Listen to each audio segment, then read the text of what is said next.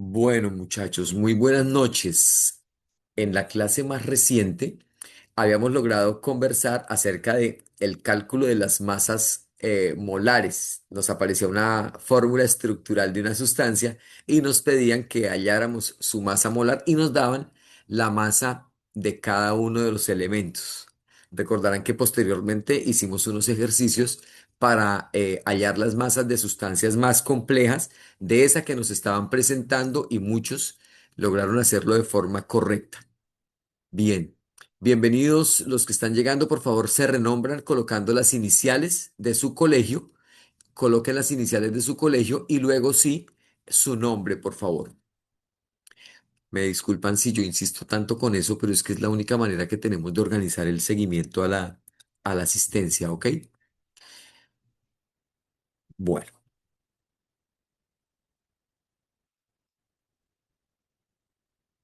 entonces...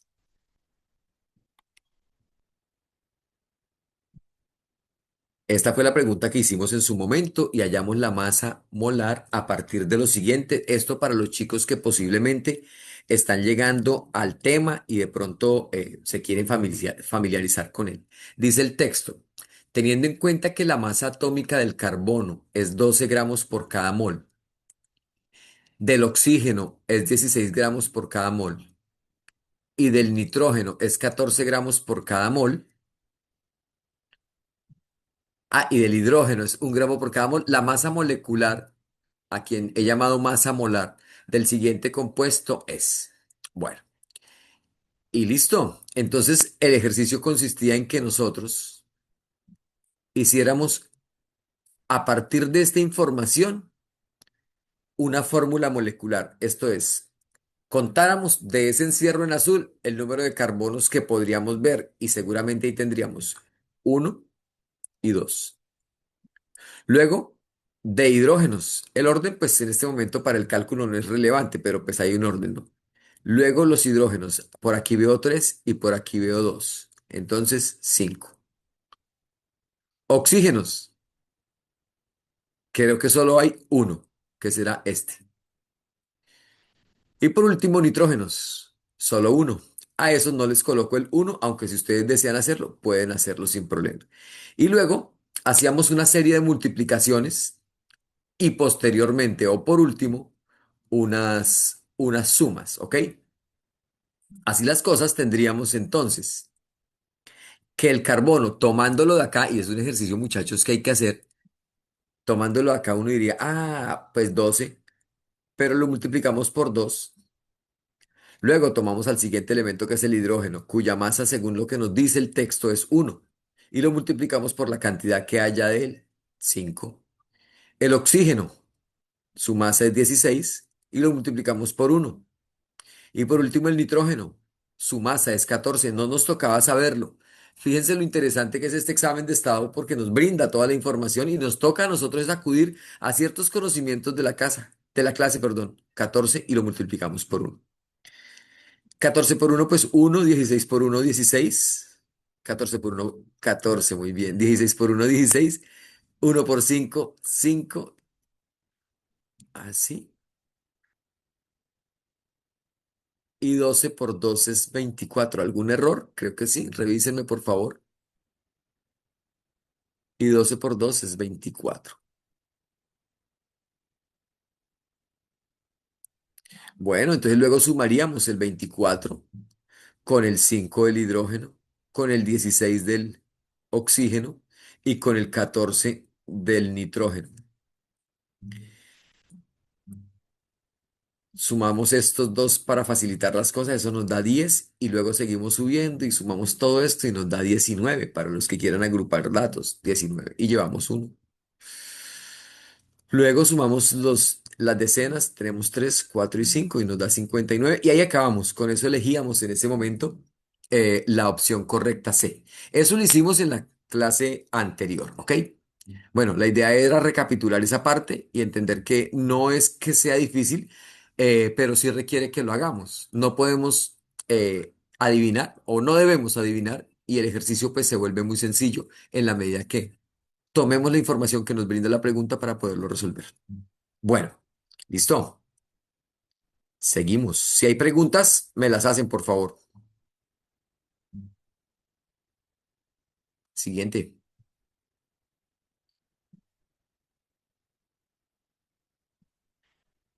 Bueno, revisemos esta.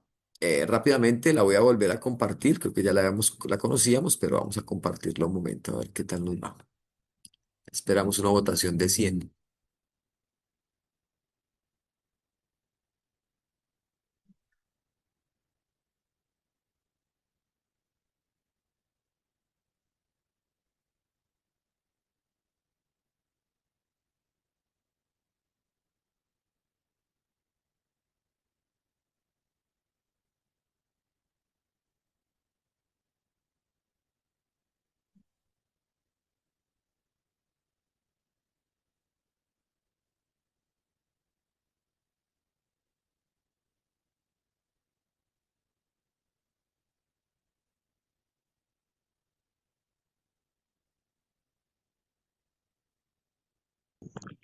Profe, buenas Señor, noches.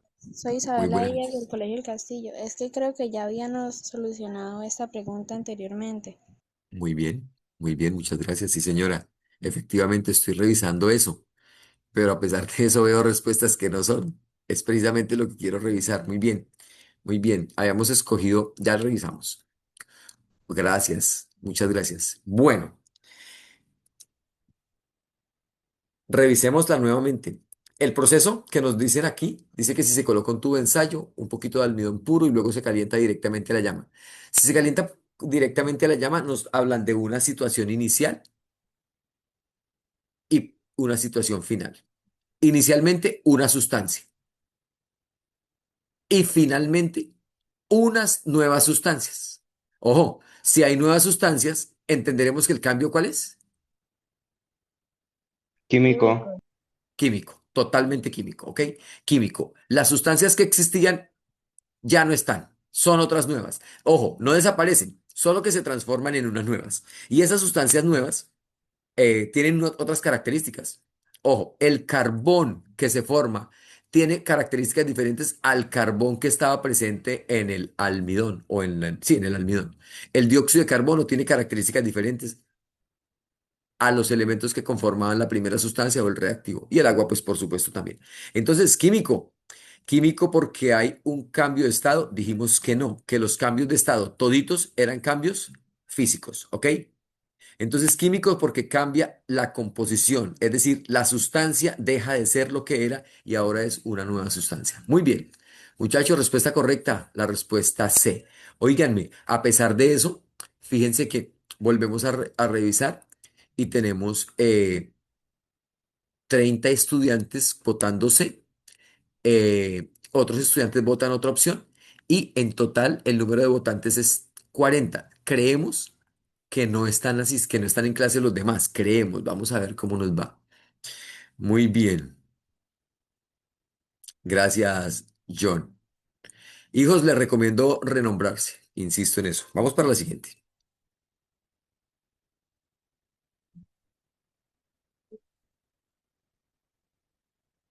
Esta.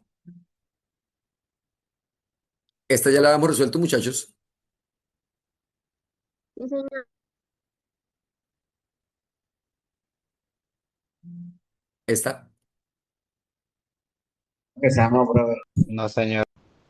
Muy bien. Aquí no está la pregunta en esta ficha, pero en la siguiente ya está recogida y aparece la pregunta. Entonces, léanla y ya avanzo con la siguiente diapositiva.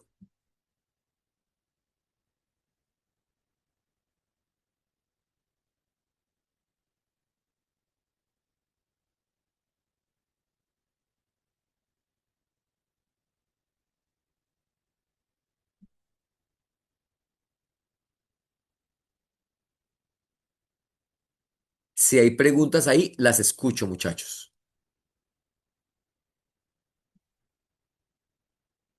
Profe, que ese niño Y qué buena pregunta. Creo que ey, esa es una pregunta muy interesante. ¿Qué es un semimetal? Bueno, resulta que los elementos que están en la zona sombreada se llaman así semimetales, porque aunque presentan características de metales, no son las características en su máximo esplendor. Por ejemplo, brillo. Presentan brillo, pero no el mismo brillo que presentaría un elemento que esté mucho más hacia la izquierda. Es decir, las características de los metales están muy bien definidas en la zona izquierda. Es decir, un elemento que un elemento puede ser más metálico que otro en función de su ubicación en la tabla periódica. Por ejemplo, un elemento que se encuentre ubicado en esta zona, bueno, exceptuando el hidrógeno, voy a volver a encerrar para quitar el hidrógeno. Un elemento que se encuentre en esta zona es un elemento supremamente metálico, es decir, cumple con todas las características de los metales. Ser brillante, ser un excelente conductor de la electricidad, ser muy reactivo químicamente cuando interactúa con hidrógeno. Eh, Sin embargo, a medida que se va avanzando hacia acá, se van perdiendo esas características y entonces los de aquí presentan como características intermedias. Si bien son buenos conductores del calor, no son los mejores conductores del calor. Si bien conducen la corriente eléctrica, no son los mejores conductores de la corriente eléctrica. Y aquí se encuentra un elemento maravilloso, muchachos, que pues afortunados, bueno, los humanos son muy creativos, ¿no? Si de pronto habría creado, que se creó una tecnología en torno a este elemento que está aquí. Este, por favor, búsquenlo por allá ustedes, los genios de la química, búsquenlo y me dicen, Silicio. sí, hermano, silicio, el mismo elemento con el que se hace el vidrio, el mismo elemento con el que se hacen las tarjetas electrónicas. Muchachos, ese elemento, dadas sus características de semimetal, se comporta como un semiconductor de excelentísima calidad para hacer todas las tarjetas electrónicas que existen en el mundo. Es decir, la tecnología que existe en la actualidad, de los artefactos tecnológicos asociados a la electrónica, existen desarrollados a partir de las cualidades del elemento silicio. Entonces, de hecho, hay una región en Estados Unidos, fuente importante de silicio, cuyo nombre obedece al elemento silicio que se llama el Valle del Silicio. ¿Cómo se dice el Valle del Silicio en inglés?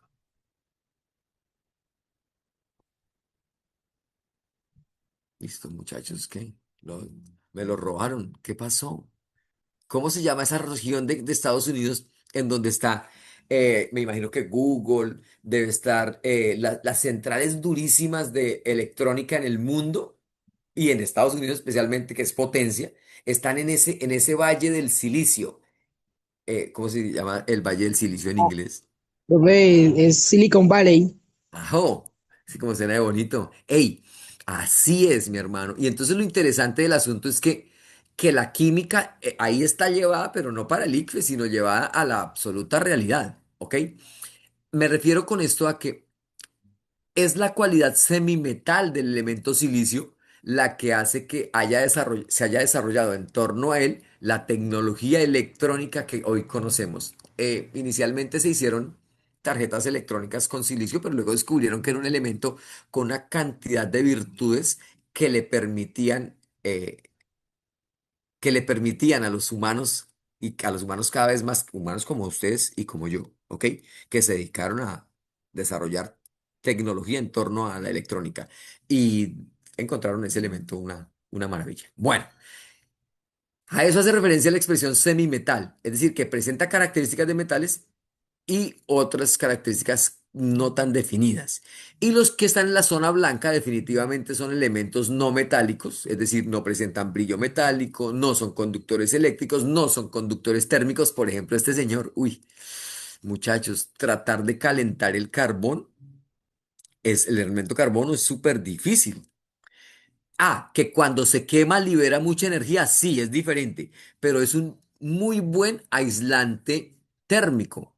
De hecho, si yo quiero colocar en mi mesón de mármol, por ejemplo, una olla caliente que lo puede dañar, pues le coloco una tabla y la tabla me lo aísla térmicamente y yo descanso mi olla sobre él sin inconveniente. ¿Por qué es aislante térmico? Pues resulta que él es un no metal y como no metal, pues tiene la característica de ser un no metal. Cero conductividad térmica. Conducción eléctrica también. Bien, listo.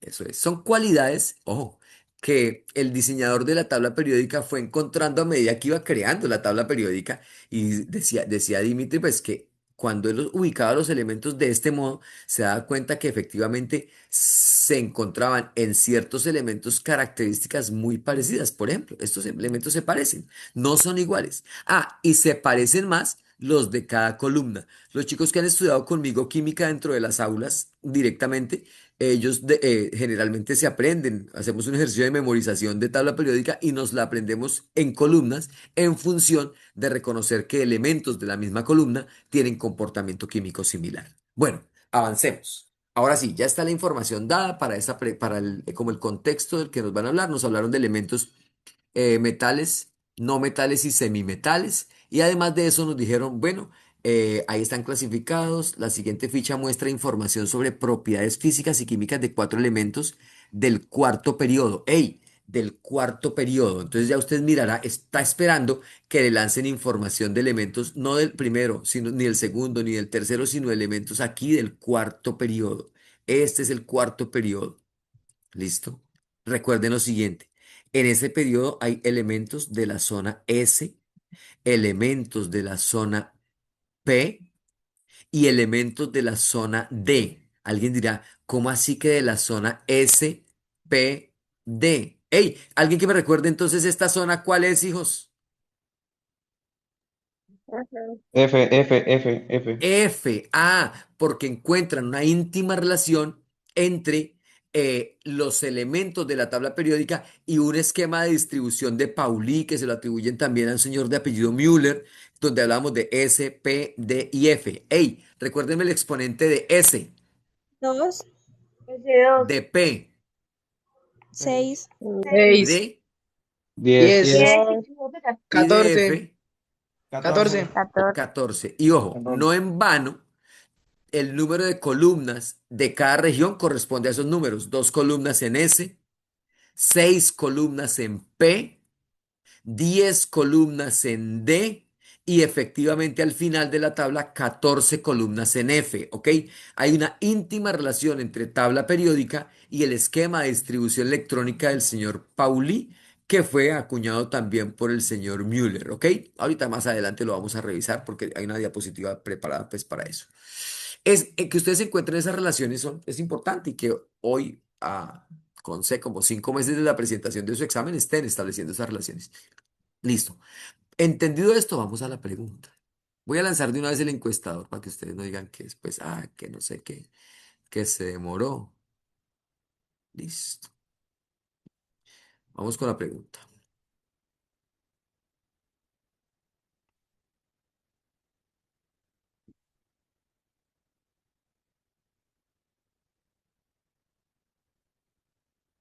Ahí va.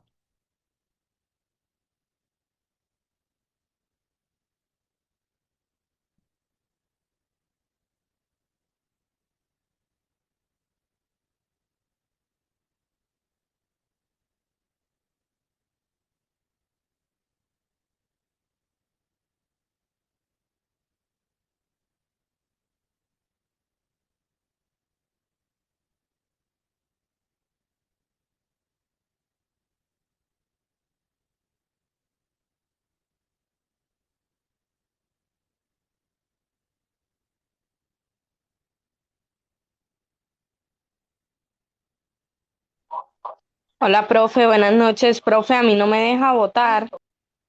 Envía la respuesta al chat. ¿Y eso qué sería? Ah, ok, profe, sí, señor. Gracias.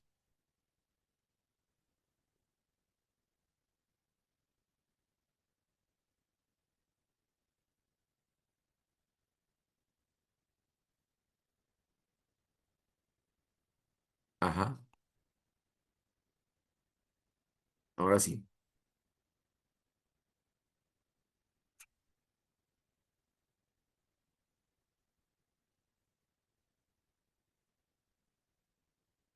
Buenas noches, profe. Hola, buenas noches. ¿Cómo te va? Bien, profe. Me alegro, bienvenido.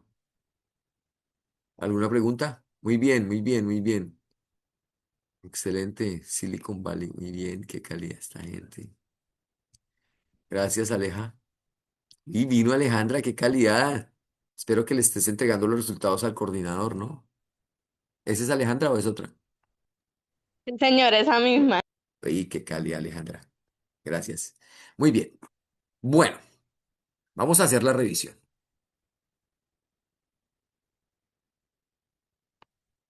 Gracias. Uy, ya votaron 52 estudiantes, qué maravilla.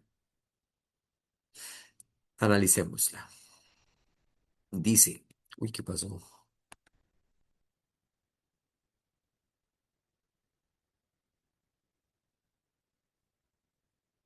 Un momento.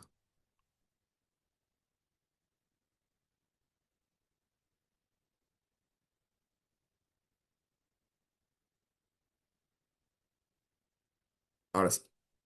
Listo. Dice, eh, de acuerdo con la información anterior, es el orden de los elementos de izquierda a derecha en la tabla periódica? ¿Qué cualidad dicen del elemento X que nos permita ubicarlo? Que tiene baja electronegatividad. X, baja electronegatividad. Bien, y si nosotros leemos esta flecha, muy importante es esta lectura, hijos, que un estudiante se dé cuenta de esto, que si nos están diciendo que la electronegatividad va hacia la derecha, quiere decir que crece hacia la derecha, ¿ok? Y en la parte izquierda nos están diciendo que la electronegatividad crece hacia arriba o hacia abajo, hacia arriba, listo. Entonces, escuchen muy bien. Si crece hacia la derecha y hacia arriba, indíquenme por favor en cuál periodo y en cuál grupo estaría el elemento más electronegativo de toda la tabla periódica. En el uno y en el último grupo, profe. En el En 18. el, En en el el uno. 18, muy bien, En el uno, profe. y en el uno, o sea, sería este elemento, ¿verdad? Entonces yo les voy a contar a ustedes un dato importante. Eso sería correcto porque aumentó hacia la derecha, o sea que los más grandes están en toda la derecha en este grupo. Y si aquí en este margen nos dicen que aumenta de abajo hacia arriba, significa que el de acá es más chiquito y el de acá es más chiquito y el de acá arriba es gigantísimo. Solo les voy a decir un dato. Los elementos del grupo 18 o U8A, que también se llama así, son elementos que no tienen electronegatividad, porque ellos suelen no asociarse químicamente con otros. Así las cosas, ¿a quién le queda la responsabilidad de ser el elemento más electronegativo? Periodo 2, grupo 17, el flúor. Uy, qué calidad al grupo 17, periodo. Dos. Excelente. ¿Alguien recuerda el elemento que está aquí? Flúor. El flúor. Flúor, El profe. flúor, muy bien. Ojo, atentos con ese elemento que va a ser muy importante. Va a ser importante por lo siguiente. Resulta que es un elemento en realidad el chacho pues de la película, el que si usted comparte algo con él, lo que se comparte son electrones, y por alguna razón terminan lo que estén compartiendo, es decir, los electrones, él definitivamente se va a quedar con ese electrón que estaba compartiendo con usted. De tal modo que la tendencia de él va a ser siempre, de él y de todos los de su grupo, va a ser hacer un elemento negativo cuando él rompe relaciones con alguien. Quiere decir eso, que él se queda con un electrón que era de alguien, ¿ok? Eso es lo que eso significa. Muy bien. Como un elemento migajero. Como un elemento, Migajero. bueno, sin embargo, es el más de todos. Y el menos, ¿dónde estaría?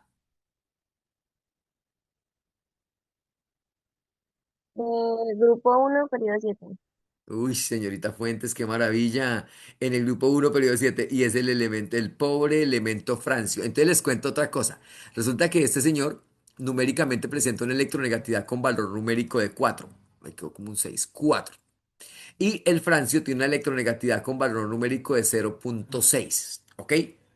Entonces, a partir de ese conocimiento, se estableció una media y se dijo, bueno, o sea que el punto intermedio de esos valores debe ser, si tenemos la resta de ellos dos, imaginémonos el compuesto F, R, F. Ey, les voy a pedir un favor. Atentos con esto porque no quiero que vean ese compuesto como un compuesto muy raro para ustedes. Me interesa que lo vean como algo muy sencillo. Ustedes conocen que debajo del flúor está este elemento, el cloro.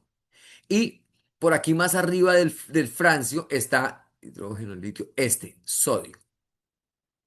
Regáleme la fórmula del compuesto que se arma con esos que escribí en el color negro.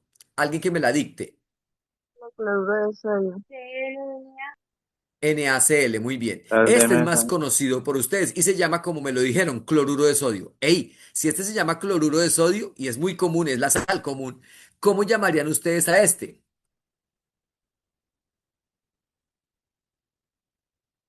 Flu- Fluoruro de sodio. Revísalo, fluoruro, vamos bien. Fluoruro de Cloruro de De francio. Francio. De Fluoruro de Francio. Francio, Jerónimo, muy bien. Y usted va relajado diciendo por la vida fluoruro de Francio, así porque ya lo siente familiar. ¿Qué buscamos con este tipo de clases? Que ustedes vean que ese conocimiento que está allá en los libros y que suele ser difícil y todas estas cosas, ustedes lo aterricen a algo muy sencillo. ¿Cómo? Haciendo, robándose ese vocabulario, bueno, robándose es una palabra fea, apropiándose de ese vocabulario. Jerónimo, cuéntame. Pues entonces, según eso, o sea, entonces para nombrar esa fórmula, vamos primero el no metal y luego los metales. Otra vez, un metal y un no metal son los que se unen, ¿ok? Y Sí, ellos, te escucho. o sea, me refiero para el nombre, porque normalmente, por ejemplo, las dos, primero se nombra al no metal y luego al metal. Ah, bueno, en las sales primero menciono el ion no metálico, el ion negativo y posteriormente la parte positiva, ¿ok? Es así, eso es norma de nomenclatura.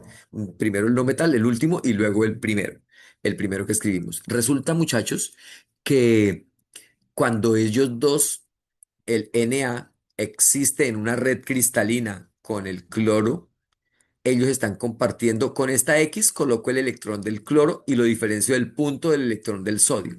Si los colocamos en agua, me estoy colocando un recipiente y ahora le coloqué disque agua. Lo que va a suceder con ellos es que ellos terminan su relación y lo hacen de este modo. El sodio queda convertido en esto, lo que significa que ha perdido al electrón porque este cloro se lo ha quitado. Y el cloro queda cargado negativamente, lo que significa que se ha quedado con el electrón del sodio.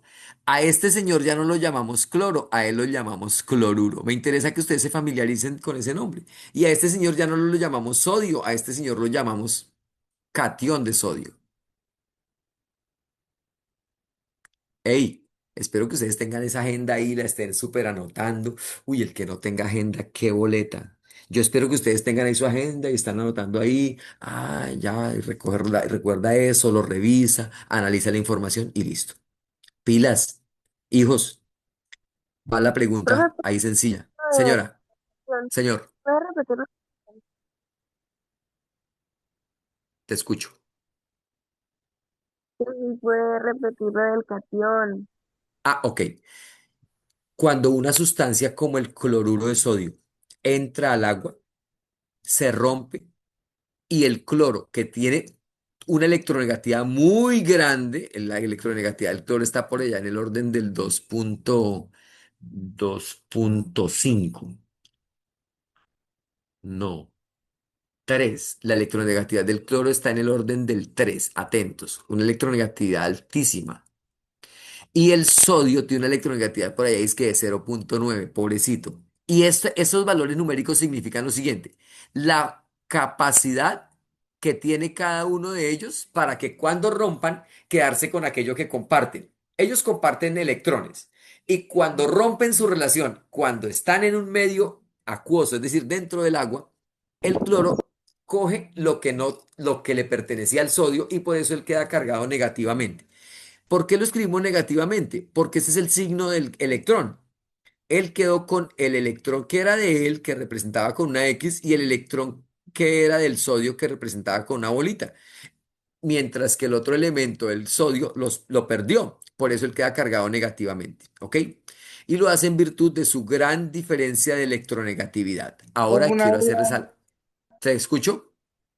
digamos, si dos elementos tuvieran la misma electronegatividad o bueno, o parecidas, yo no tengo acceso como a la tabla periódica, ¿Con qué otra propiedad se puede usar para decidir la posición en el periodo? Uy, si dos elementos tienen la misma electronegatividad o electronegatividad cerca, no tendrías elementos. Si no tienes datos, no tienes información para decir en qué zona. Pero mira lo que te voy a decir. Si sabes la zona en la que están, puedes decir, uy, electronegatividades cercanas y superiores al 2. Si están en esta zona, electronegatividades bajitas, bajitas y cercanas al 1. ¿Ok? Solo con esa información, solo con la información de ubicación. Obviamente, el conocimiento de ustedes ya, los que se dedicarán a futuro a la química, que pues ahí van ustedes encontrando ciertas pasiones y ciertos gustos, algunos por química, otros por otros campos del conocimiento, encontrarán que esto es el vocabulario pues de cada día y será muy fácil saber dónde está un elemento. Por ejemplo, uno dice, uy, ¿dónde está el cobre? Y el cobre, pues los que sabemos de química sabemos que está por acá, ¿sí? Pero pues no es necesario que, si no es experto, pues no es necesario que se lo aprenda. En este momento no se necesita. Sí conocer ciertas tendencias, ¿ok?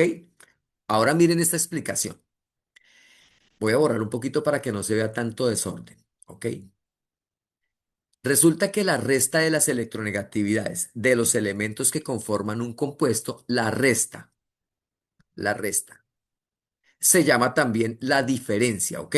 La diferencia de las electronegatividades de los elementos que conforman un compuesto nos permiten saber qué tipo de compuesto es.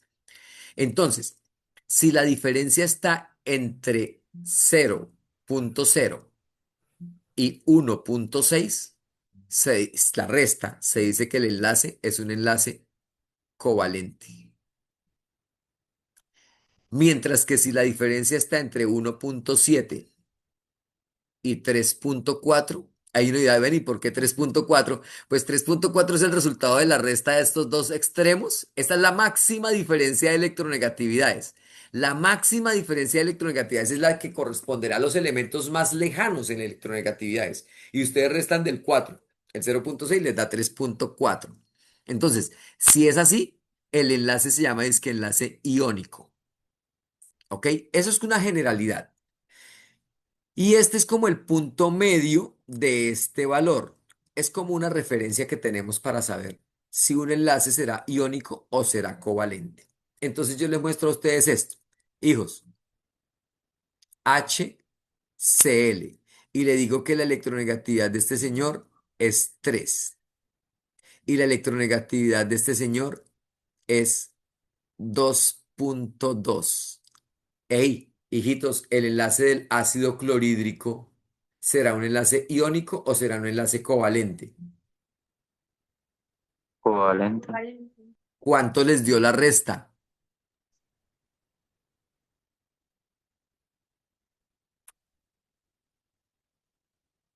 Entonces, ¿Cuánto les dio la resta de los valores o la diferencia? 0,8. 0,8, ok. 0,8. Y 0,8 está dentro de este valor, dentro de este rango, ok. Perfecto. Bueno, eso lo revisaremos cuando veamos preguntas de enlaces químicos. Por ahora, seguimos. Solo estamos hablando de que electronegatividad, cómo crece y cómo decrece. Listo. Entonces ya sabremos que el elemento X es un elemento que está muy, muy, muy a la derecha o a la izquierda. A la izquierda. A la izquierda, perfecto. Es maleable, presenta alta conductividad y sus electrones de valencia es uno. Ey, los que vieron compuestos químicos por allá en décimo sabrán que todos estos elementos tienen electronegatividad de más uno. Electronegatividad de más uno. Cuando decíamos, ¿cuál es el estado de oxidación de los elementos del grupo uno? Pues más uno. Y los del grupo 2, pues más 2. ¿Ok? Entonces ustedes ya sabrán que el elemento X está efectivamente por aquí. Ey, el elemento X está por acá. Un momento. Muy bien. El elemento Q. Uy, Q. Con la electronegatividad, ¿qué decimos? que esté de derecha al En el máximo. extremo derecho. ¿Puedo colocarlo aquí? No, señor, está más o menos en la mitad, la columna 7. Ey, jamás puedo colocarlo aquí porque dijimos que los elementos del grupo 18 u 8A no tienen electronegatividad, por eso Q no va por ahí mejor dicho, de ningún modo, ¿ok? Q lo podemos colocar, Q, podemos colocar a Q por aquí, Q podemos colocar por aquí, que son como espacios que podemos descolocar, ¿ok?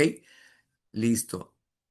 Presenta baja conductividad, uy, o sea que puede estar por aquí, baja conductividad puede ser por acá. Y electrones de valencia 7, uy. Solo uno de esos tres. ¿Dónde debe estar ese elemento? ¿En qué columna debe estar? 7A. ¿Sería cuál?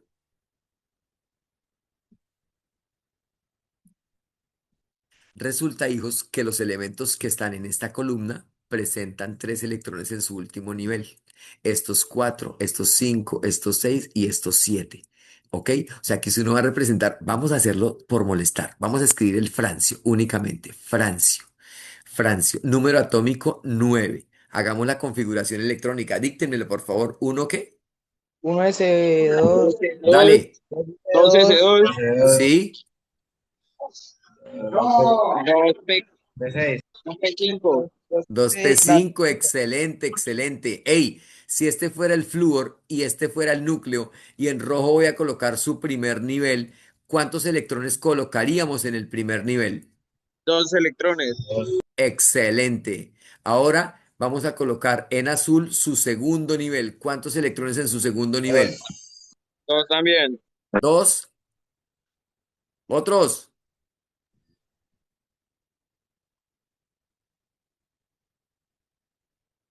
¿Cuántos? En el segundo, Habían tres 1, Nivel. entonces. 1, Revísenlo, el segundo nivel, véanlos, ahí están. Léanlos bien. Les doy una pista. 7. Uy, qué 4. monstruo, William. Ah, 7, excelente. 7, 1, 2, 3, 4, 5, 6 y 7. ¿Y William, de dónde sacó eso? Miren el 7. Porque este número y este número hacen referencia al nivel. Estamos en el nivel 2, hijitos, ¿ok? Y los electrones los suma. Aunque estén en diferentes subnivel. S y P corresponden a diferentes subnivel. Muy bien. Entonces, el elemento flúor y todos los elementos del grupo 7 tienen 7 electrones en el último nivel. Miremos el cloro. El cloro tiene número atómico disque 17. Ayúdenme con su configuración electrónica hasta llegar a 17. 1s2. 1S2, 2S2, 2S2, 2P6, 2P6, 3S2, 3S2, 3 P6, 3P6, ¿3 qué? P6. P5, 3 qué? Ah, no. P5. Excelente. No es que ya sea sordo, ¿no? ¡Ey! Para el cloro, el núcleo, ahí está. El primer nivel lo voy a hacer en rojo. Regáleme el número de electrones del cloro en el primer nivel. 2, 2, 2, 2, uno y 2. En el segundo nivel lo vamos a hacer con azul. Díganme cuántos. 8. 2, Excelente. 8, 1, 2, 3, 4. Uy, ¿qué pasó? 5, 6, 7 y 8. Uy, ¿qué pasó? ¿Me están viendo mi pantalla? Sí, señor, señor. Listo. sí, 8. señor, Y en el tercer nivel, 7. ¿cuántos? 7. Es en el tercer nivel que ahora habría 7 y el 7 sale de por aquí, de sumar estos en el tercer nivel. Noten ustedes que con una pequeña explicación y muy buena atención de su parte, uno logra decir, vea, ya diferencié nivel de subnivel y a eso le apuntamos, muchachos, a eso le apuntamos, que ustedes logren diferenciar todas esas cositas en una conversación aquí como entre amigos. Diferenciar nivel de subnivel. Espera un momentito. Espera un momentito, que este me fue algo. Vamos a compartir nuevamente. Listo. Listo. Entonces, el elemento el elemento Q estaría aquí, exactamente aquí. Y el elemento X estaría aquí. Ey, así de sencillo es ubicar un elemento en la tabla periódica. R, tiene brillo. Cuando dicen que tiene brillo, ¿qué significa, hijos? es un metal. Excelente. Ya usted entiende ese lenguaje, hermano. Presenta alta conductividad. Eh, Confirmas eso, ¿ok? Confirmas eso. Y seguramente dice que el número de electrones de valencia 5 puede ser un elemento del grupo 5. Puede estar por aquí, de 5b, ¿ok? 5b puede ser el elemento R. no están colocando letras que no corresponden a elementos químicos para poder colocarlos en cualquier lugar. Y por último, el elemento T, una electronegatividad de 1,9, sólido, maleable, presenta alta conductividad, o sea que es un elemento Metal, metal. excelente, excelente. Y está por aquí. Listo. Bueno, muchachos, una idea, pero es que usted se va a tomar 20 minutos para una pregunta, jamás, jamás, jamás. Pero sí para conversar y aprovechar esta pregunta para hablar de muchas más cosas de química, ¿ok? Muy bien. Listo. ¿Respuesta correcta cuál era? Sí. La C, La C, eso, la eso. Alguien dirá, uy, pero yo no Sí. tuve que hacer todo eso. No, no, no, no, no, no, no. Lo que hacemos aquí es conversar de química para que usted llegue al examen y usted conteste, por favor, saque 100. Saque 100, no menos de 100. Listo. Vámonos para el siguiente. Oye, ¿ustedes se imaginan cuántos de los de acá sacarán 100? Vamos a hacer un ejercicio con ustedes. Un momento. Les cuento que en la clase presencial, en las clases presenciales, vamos a hacer unas entrevistas con ustedes. ¿Dónde estoy? Que no me veo. Bueno, vamos a hacer unas entrevistas con ustedes. Los envidiosos dirán que no es la playa. Eh, y lo que estamos buscando es que ustedes nos puedan contar, bueno, a esta fecha, con el tema con la preparación que hemos estado organizando, ya ustedes podrían mirar cuál puede ser su proyección para el examen real. Es decir, eh, eh, viajando, Fuentes, viajando. eh, que usted pueda decir ya el día sábado, cuando nos reunamos allá en los encuentros presenciales en los colegios donde vamos a estar, que les preguntemos, bueno, usted, ¿cuál es su proyección? Y usted puede decir, ve, Héctor Fabio, la proyección que yo tengo es para sacar más o menos un 390, un 420, según lo que usted esté haciendo, ¿ok? Ya con el esfuerzo que usted está haciendo, usted puede estar mm, calculando cuánto puede estar sacando, revisando sus resultados de prueba de avance, su dedicación a la prueba de avance y tomarse casi la hora contestándola, su dedicación en los simulacros, su dedicación en la participación en las clases virtuales, y eso nos va generando resultados. Usted ya puede presentarse a eso. Y cuando lleguen los resultados por allá el 25 de septiembre, porque nuestra preparación, nuestro acompañamiento va hasta el 25 de julio. Y el 25 de septiembre, es decir, 2 meses después, llegan los resultados. Nos volvemos a reunir, vamos a sus colegios y les preguntamos, hey, usted fue el que dijo que tanto, miren cuánto sacamos, ¿ok? Pilas, nos interesa que podamos hacer ese contraste. Listo, basados en sus esfuerzos permanentes. Continuamos. Bien. Siguiente. Esto era para contarles acerca de la relación que tenían los dos esquemas, ¿ok? Todos los elementos que estén en esta zona de la tabla periódica, absolutamente todos los elementos que están en esta zona de la tabla periódica, todos estos son elementos, un momento, todos estos son elementos que terminan, cuya configuración electrónica termina en S. Por ejemplo, un elemento que esté aquí en esta primera columna terminará Hidrógeno. en S1, perfecto. Un elemento que esté aquí terminará en S2. Un elemento que esté aquí terminará en S1. Todos los elementos terminarán en S1 o en S2, ¿ok? Ninguno terminará en algo diferente a eso. Todos terminarán o en S1 o en S2. Ahora, el número que los acompaña es el número del nivel. Por ejemplo, un elemento que esté en configuración 3S2 es el que termine aquí. Es un elemento que está con toda seguridad en el nivel 3, es decir, en este nivel, la región S de la tabla periódica y en la columna 2, o sea, 3S2 está aquí. 5S1, 5S1 está aquí. Todos los S1 están en esta primera columna y todos los S2 están en esta columna. ¿Dónde estarán los S3? En la 13, ¿no? Los S3, ¿qué dicen ustedes? Ese Los S. Esa expresión me gusta mucho. S3. ¿Por qué S3 no fue S3, sino S3? Cuéntamelo. No, Profe, dos p tres. en el nivel S no pueden haber más de dos, ¿no? Dos electrones. Ah, S3 no existe, muy bien. S3 no existe, muy bien. Y como no existe, pues no va a haber.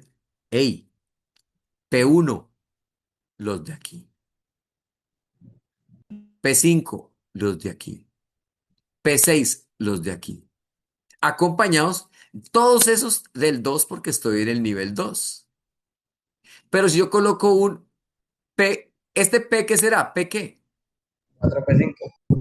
P5 y como dice el compañero Jerónimo, 4P5, perfecto. Y así sucesivamente. Listo, muchachos. Para eso habíamos traído esta diapositiva. Listo, seguimos. Muy bien. Siguiente.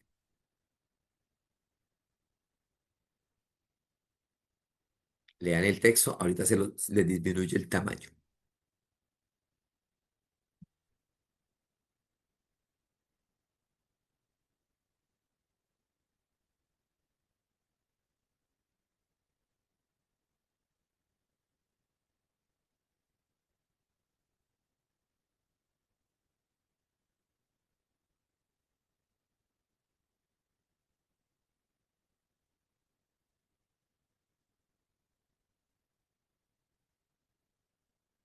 Listo. Bien. Alguien que nos colabore leyéndolo, por favor. La energía de la biomasa proviene del aprovechamiento energético generado en la combustión controlada de materia orgánica procedente de residuos forestales, agrícolas, ganaderos, industriales y urbanos. Las plantas industriales y urbanos, las plantas industriales de biomasa generan una cantidad de energía que está determinada por el poder calórico, una variable expresada en kilocalorías por kilogramo, que permite cuantificar la energía liberada en los procesos de combustión de cada tipo de biomasa utilizada. La producción de biomasa, por otra parte, calcula la cantidad de residuos disponibles anualmente en una determinada área. Se quiere crear una planta industrial piloto de biomasa en Colombia, que esté exclusivamente asociada a las principales fuentes de biomasa del sector agrícola del país. Bertable. Gracias. Muy bien, qué lindo, qué bacano. Muchachos, tengo una pregunta. Ustedes habrán visto que Veolia en Barranca Bermeja, además de recoger las basuras, hace algo más. ¿Qué además de recoger las basuras hace Veolia? Limpia las calles.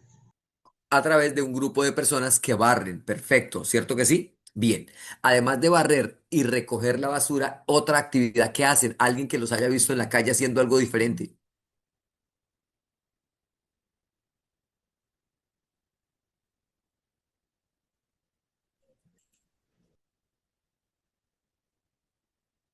Pero ¿en qué ciudad viven, ah? ¿Será que viven en otra ciudad que yo? De pronto. Me Amigos, reciclan. pues también hacen reciclaje. Perfecto. ¿Qué otra actividad hacen ellos que tenga que ver con el texto del primer párrafo? Ah, ya sé, ellos a veces recogen como, pues, los frutos desperdiciados, ¿no? Eso. Sí, frutos desperdiciados y en los parques hacen algo más además de eso. Además de frutos desperdiciados, ¿qué hacen en los árboles? Las hojas. Los cortan. L- Los podan. Ellos son los encargados hace como un año del contrato de poda en Barranca Bermeja. Óiganme.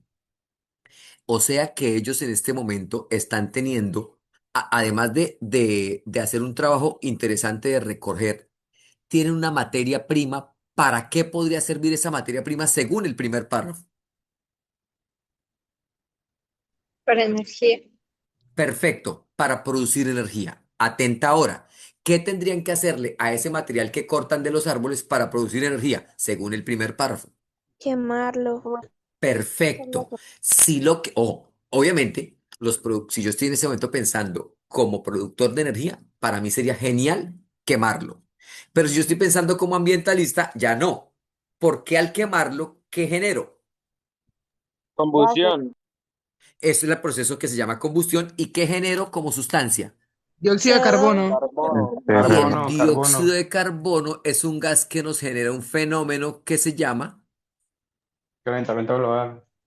porque se presenta el fenómeno que se llama Gases Efecto invernaderos. Efecto invernadero. invernadero. el Ah, efecto invernadero, que a gran escala origina lo que el compañero llamó calentamiento global. Bueno, pero ¿qué me importaba? Que usted cuando lea el primer párrafo esté pensando, uy, o sea que yo puedo coger basuras y quemarlas y producir energía. Sí, ¿ok? Y miren lo que están diciendo aquí. Miren dónde, qué expresión nos quita la preocupación de la contaminación. ¿Qué expresión de la segunda línea nos quita la preocupación de la contaminación? Dice combustión controlada. Eso, ¿verdad? Entonces, si yo logro recoger los gases y procesarlos, seguramente disminuiría el problema. Pero mi interés en este momento de la reflexión es que usted cuando esté leyendo ese examen, hijitos, cuando esté leyendo cualquier texto mañana en sus clases del colegio, ustedes se apropien del texto y se lo estén imaginando. Yo en este momento me estoy imaginando de los de Boblia cortando árboles y llevándolos a un gran horno para producir energía eléctrica. Obviamente la primera energía que producen es calórica y esa energía calórica se transforma a través del uso de generadores en energía eléctrica, ¿ok? ¿Qué me importaba? Que ustedes reconocieran que la biomasa es material, como nos están diciendo aquí, que puede ser utilizado para producir energía. Señor William, cuéntame. No, nada, profe. Ah, es que vi que levantaron una mano. Perdón. Listo. Siguiente. Espere. Sorry, sí, la tabla. Esta información ahorita se la recojo, el más pequeñito, con la pregunta.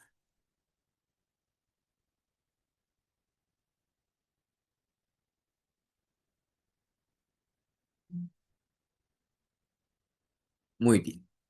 Según la tabla que ustedes están mirando ahí, ¿cuál sería la mejor fuente de energía?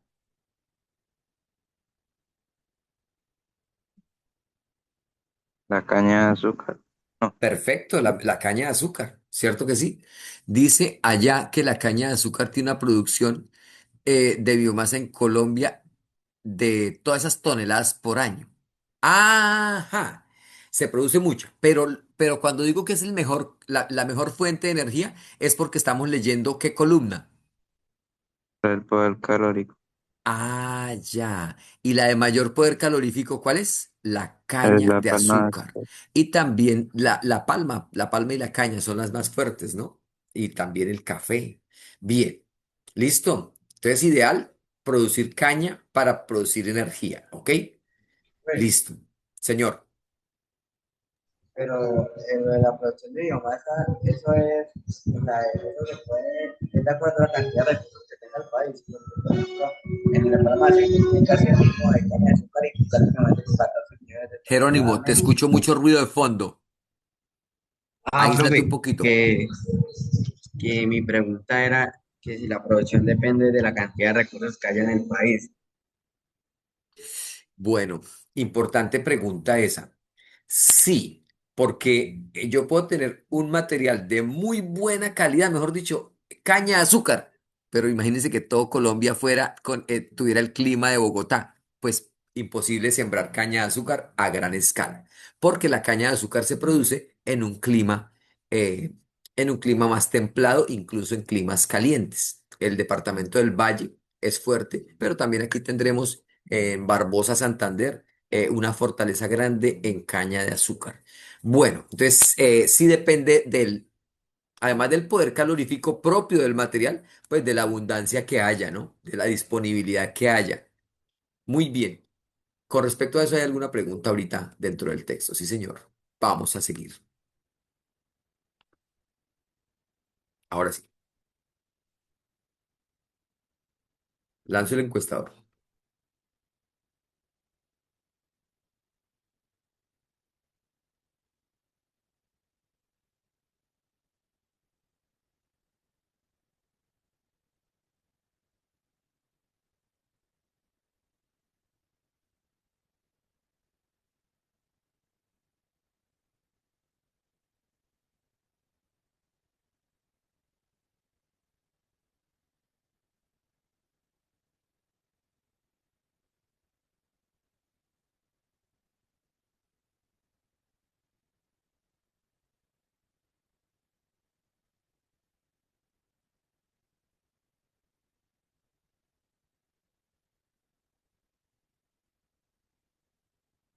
Estamos esperando 78 votos.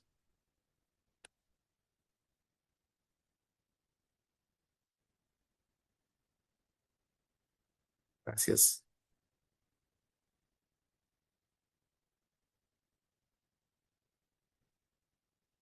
Muy bien. Ya votaron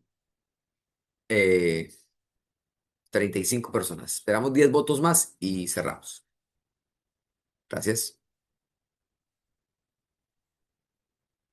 Muy bien. Listo. Tiempo. Yo quisiera saber cuáles son las variables que los chicos tienen en cuenta para votar. Entonces nos dice el texto. ¿En cuál de las siguientes áreas geográficas de Colombia ubicaría la planta industrial piloto? Necesitamos colocar una planta industrial piloto, eso nos lo dice el punto, el segundo párrafo. El compañero nos leía, si quiere crear se quiere crear una planta industrial piloto de biomasa en Colombia que esté exclusivamente asociada a las principales fuentes de biomasa del sector agrícola. ¡Ey! Que esté asociada a las principales fuentes de biomasa del sector agrícola. Con esta expresión nos está llevando a que leamos qué de la tabla. La caña de azúcar, el café y la palma de aceite. Ah, nos está diciendo principales fuentes de biomasa del sector agrícola del país. Entonces nos toca esta, bueno, ya lo sabíamos, caña de azúcar. Esta, claro que sí. Y nos dice también el café, podría ser. Bueno, esas son las de la tabla, las tres principales. Si nos tocara escoger dos, pues escogeríamos. Uy, está apretado. Café, palma. No, están esas tres. Listo. Ya digamos que el arroz se nos sale, el maíz se nos sale un poco, pero los que están en 4000 serían esos. Muy bien.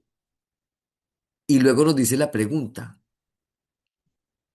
eh, ¿En cuál de las siguientes áreas geográficas de Colombia ubicaría la planta industrial piloto de biomasa que asegure la mayor cantidad posible de energía y el menor costo de transporte de residuos agrícolas?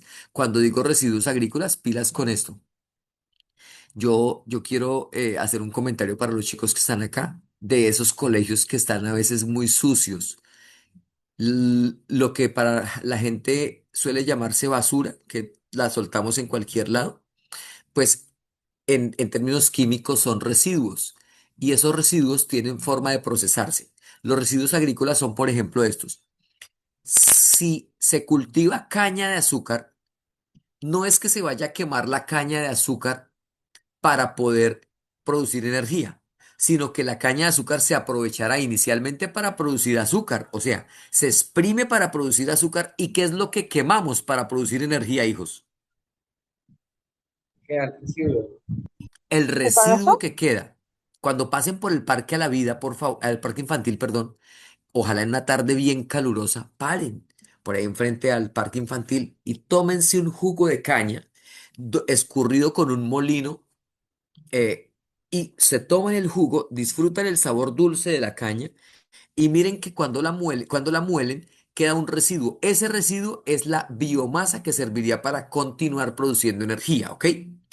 Bien, entonces, ahora sí, ¿en dónde lo sembraríamos? Dice aquí, en los páramos, donde existe una alta diversidad biológica. ¿Qué dicen ustedes, hijos? Los Para mí páramos sería son climas de temperaturas muy bajas. Y como son climas de temperaturas extremas, la posibilidad de vida se disminuye, o sea, baja diversidad. Los páramos en Colombia son lugares poco poblados, muy poco poblados. Espero que les pueda compartir ahora algunas imágenes de páramos cuando termine la clase, si me da un tiempo, para que puedan ver páramos, se darán cuenta lo desolados que están. O sea que esa no es. Tiene que ser una zona muy agrícola. ¿Qué expresión de la B nos haría decir definitivamente no? infértiles. Ah, perfecto. Infértiles, sinónimo de áridas, ¿ok? Que no tienen posibilidad de producir comida ni vegetales. Muy bien, como desiertos, esas no van. Y nos quedan 6D. En las islas, tanto del Mar Caribe como del Océano Pacífico. Bueno, les cuento una cosa. Estando en una isla del Mar Caribe, yo estuve en dos islas, espero que estén muy pronto y los que ya han estado, ojalá hagan la visita que les voy a proponer, vuelvan.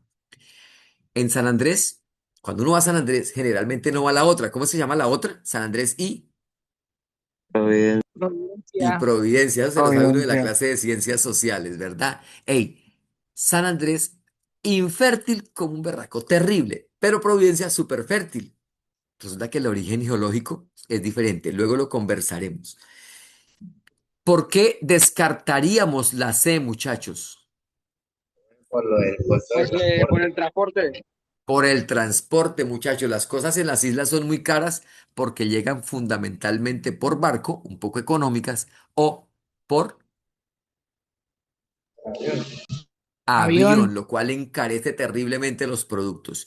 Luego nos queda la opción D, en las tierras bajas de suelos productivos y abundantes lluvias, lo cual favorece gran productividad agrícola. Muy bien, zonas como el Magdalena Medio de alta productividad agrícola, zona como el Valle del Cauca en Colombia, las zonas bajas del departamento de Caldas, Risaralda, Quindío, son las zonas bajas del Cauca, del Putumayo, de altísima productividad agrícola. Respuesta correcta, la respuesta D. Muchachos, estas clases tienen por propósito eso, conversar un rato acerca de química, que ustedes se desestresen. Chévere ustedes los que están aquí presentes que no entraron en paro hoy a las clases virtuales. Muchachos, los dejo. Feliz noche para todos. Muchísimas gracias por todo el trabajo que hacen por ustedes mismos. Chao, chao. Feliz noche.